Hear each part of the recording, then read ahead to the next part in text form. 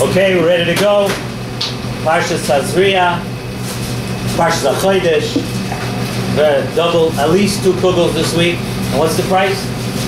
Price on kugels. There's a special this week on kugels here at Southside Sandwich Shop. Do you have kugel? Yeah, we got kugel. He has kugel. Okay, fine. So this week is a special. At the beginning of the parsha, a little bit into the parsha, we begin to talk about the inyan of Negoim, the inyan of Tzaras. And the Gemara in Erchin talks about, actually, many people don't realize, many people don't know, that the Gemara says that there are like 7 reasons why Negoim come. There's 7 reasons why a person would get Tzaras. But of course, everybody, most people know the most popular one, the most popular reason for getting Tzaras, most popular reason for Negoim, everybody knows is Lashon Hara. A person's labor on Lashon Hara, he gets Tzaras. So I'm just we actually spoke about this, these inyanim, we spoke about it last year a little bit, but due to the fact that it's so vital, and that the Gemaras talk about it so much, and the Parshas speak about it, Parshas speaks about it, how unbelievably terrible the Averas of Lashon Hara are, so we're going to go over, just want to go over some of the inyanim that we once spoke about, and we're going to add to it a little bit. So the first question we could ask is right off the bat, why is it that Negoim come just for Lashon Hara? Why did Negoim come for this reason? Okay, there are 7 reasons in the Gemara, but why the most popular one? Why did Negoim come for Lashon Hara? Why doesn't a person get Negoim for some other Avera that he was over? Why is it that Lashon Hara is so chamor and so looked at as such a terrible thing that you get Negoim, which was a pretty embarrassing and a pretty severe punishment? I'll tell you another. The Gemara also says, "Kol mesaper Lashon Hara." Anybody who speaks Lashon Hara, ki'ilu kafar be'ikr. It's a different person. It's kafar be'ikr. A person's a kaifer.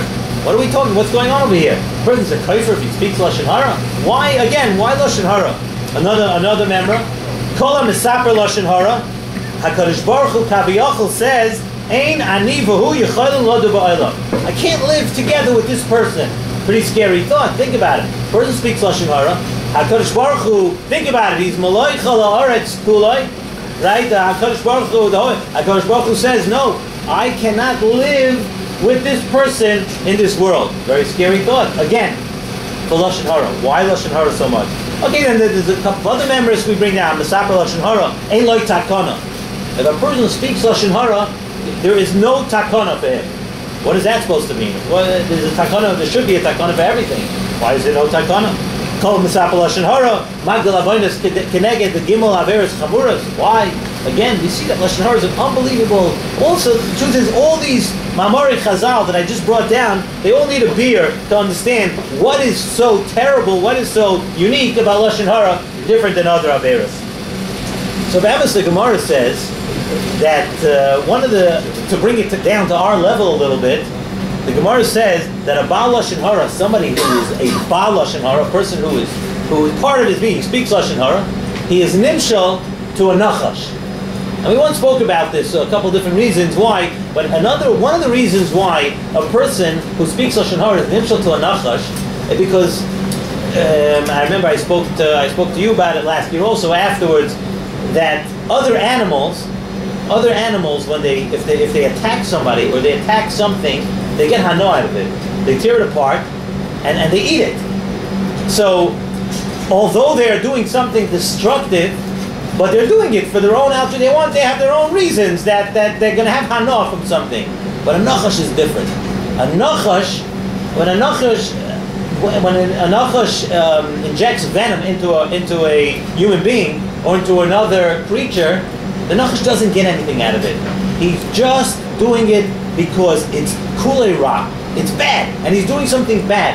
And the same things the Mefarshim say about Lashon Hara, even though you're going to say, so we're going to say, these Chazal, they didn't understand like a shmak, a juicy piece of Lashon Hara. So like we always say, the kasha is the terror. They did understand. And really what you think is hana is not hana. You're making an excuse for yourself to be able to speak Lashon Hara, so you say that you have hana. But really, a person, when he says something bad about somebody else, what could you possibly have hana to knock down somebody else? You want to be better than the other person? Do something. Do something constructive. Do something for yourself. So no, that's a person. He's compared to a nachash who you're bringing the worst out of a person. And somebody who says, well, aside from all the lavin and mitzvahs say that he's over, and it's like, Chaim brings down 30-something more. It's an unbelievable. Every word, not each Lashon Hara session, each word a person utters of Lashon Hara, he's over 30-something between mitzvahs say and lavin. You could build up a resume in no time at all. So, what a person is doing, he has no hana out of the whole thing. He's just doing it to be bad. There's a Maimer Chazal. We say Chaviv in Yisrael, Yidden are loved by HaKadosh Baruch Hu. Why? Shenikru bonim lamakom. They're called children to HaKadosh Baruch Hu. And we all know that anybody who has children knows that if it's one thing a parent cannot take, if one thing a parent can't stomach, is if they sit there and if you say something bad about someone's child. You want to say something bad about you want to say something bad to the person himself. You're this or that. So he cares about you. He doesn't back it. Get away from me, right? But if you say something bad about a person's child, it's a teva. That's the way it is. It gets to a person in a way that doesn't have to deal with it. Chaviv in Yisrael, shenikru vonim lamokim. When you say Lashon Hara about another Yid, you're saying something about the children of HaKadosh Baruch Hu. It's one of the ikarim it's one of the things of emunah. One of the things that we have to believe is that we are children of HaKadosh Baruch Hu. If you say something bad another Yid, that's why we said you're a kaifer. You're not believing HaKadosh Baruch Hu. These are HaKadosh Baruch Hu's children, and you obviously do not believe that, because if you really, really understood and you believe that these were children of HaKadosh Baruch Hu, you wouldn't say something about it. Vice versa, you don't believe. You don't believe that a person is that people are children of HaKadosh Baruch Hu, and HaKadosh Baruch Hu loves his children. So Zogt the Nesiva Shalom on this. Nesiva Shalom says a beautiful word. He says this is all about what we're saying now is the bad side of what people do. He says Vida Toiva is always multiplied more and more. Imagine what a person gets if he says something, or if he's good to another Yid. That's what he said. Why? What's that? Let's ask it that way. Yes, Lashon Hara. Why Why? Because you're showing when you're loving another Yid, when you have you're showing that you love HaKadosh Baruch Hu's children. You're showing that you believe that every Yid is a child of HaKadosh Baruch Hu.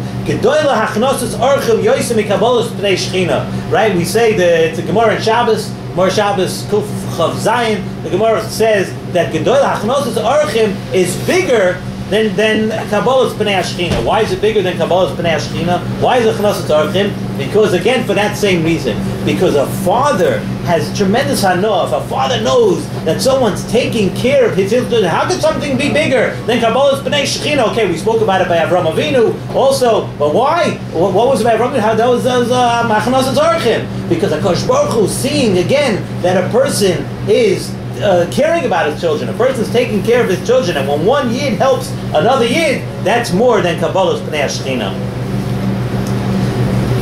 There's one question that a person always has. Unfortunately, Lashon Hara, Mighty Shemra, Rechilus, it's become a way of life.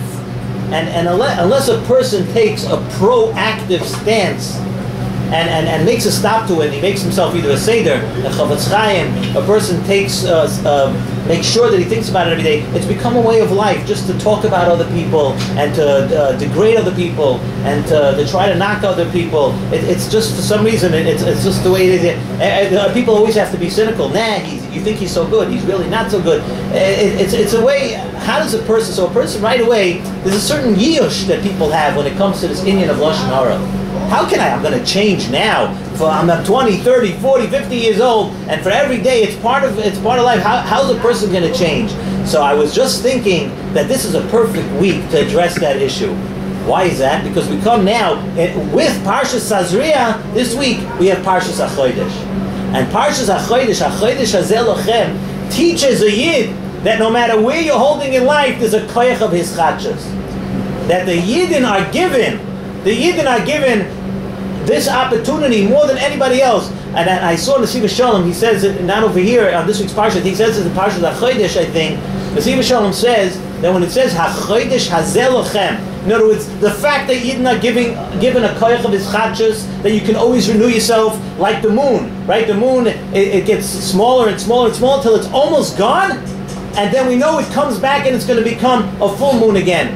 So that's a given. That koyach of his chachas is a given. But HaChodesh Hazeh Lochem, this is, so to speak, the mother of all his chachas. The Chodesh Nisan, this Chodesh Nisan, this week that we're coming up to, that when we have Rosh Chodesh this week on Tuesday, we're beginning this month of Nisan, which Emir Hashem, the Nisan Hasim Ligo, we're going to Emir Hashem have the Gula. It's an unbelievable month. You have the special koyach of his chachas that you can address an issue, something which you were almost miyayish, something which you've given up on, something which is so hard to deal with, something which is so hard to do. All these things, when it comes to Chodesh Nisan, this week we put it together with Parshas Tazria, and the Parsha that talks about Lashon Hara, the Parsha that talks about the Goyim, that a person has an opportunity to go back in all these things, even though we saw how serious it was. We said the person could chas v'shalom be considered a kaifer, a person, and we explained why a person could start to understand that every person, each yid is a ben, is a child. Every single person is a child of HaKadosh Baruch Hu, and how we treat people and how we look at our people. This week we have a special opportunity to renew, to do the koyach of his chachas, and we should taka bizoiche to this koyach of his chachas, that this should taka be the month that HaKadosh Baruch Hu will look at us and say, look how my children are doing tshuva, and we should taka bizoiche to the Geula and Chodesh Nisan. Amen, amen.